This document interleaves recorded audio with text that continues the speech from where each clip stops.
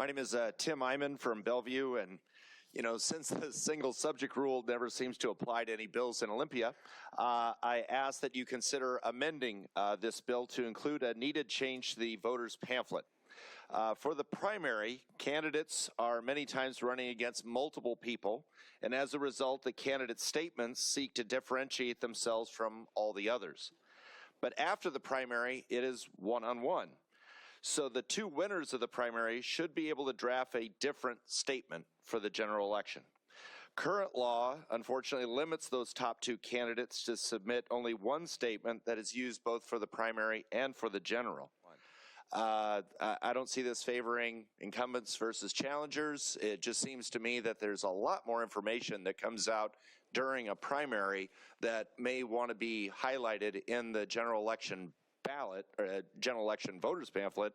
And I just, as you go through the legislative process to perfect this bill, I urge you to consider this needed change. So happy to answer questions, but it's something that I've seen for a long period of time, and only by running did I learn that this was the rule, and I can't see how it would be a bad thing for to make this change. I don't see it administratively being difficult, but that is to be seen, I guess. Anyway, any questions at all, or appreciate your consideration. Any questions? Senator Hasagawa. Thank you, Mr. Chair. Actually, this is a question for staff. So would that amendment be within the scope of the bill? It's a great question. That would be a call for the chair, but if you were to ask my advice, I would say yes. Any other questions? Senator Short. Thank you, Mr. Chair. If that was amended in that way, would that change how you testified on the bill, because you've written in con?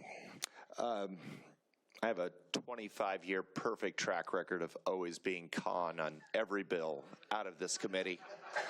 And I did not want to ruin that perfect record, but I was reminded by the Secretary of State that you should have signed in other. So I didn't realize there was a middle ground between those two. But anyway, I appreciate very much your consideration of this suggestion. And like I said, I don't see it as benefiting Republicans versus Democrats, challengers or whatever, but it does seem like it's not too much to ask that the candidates that actually win go highlight the differences between the two of them. So anyway, thank you for your consideration.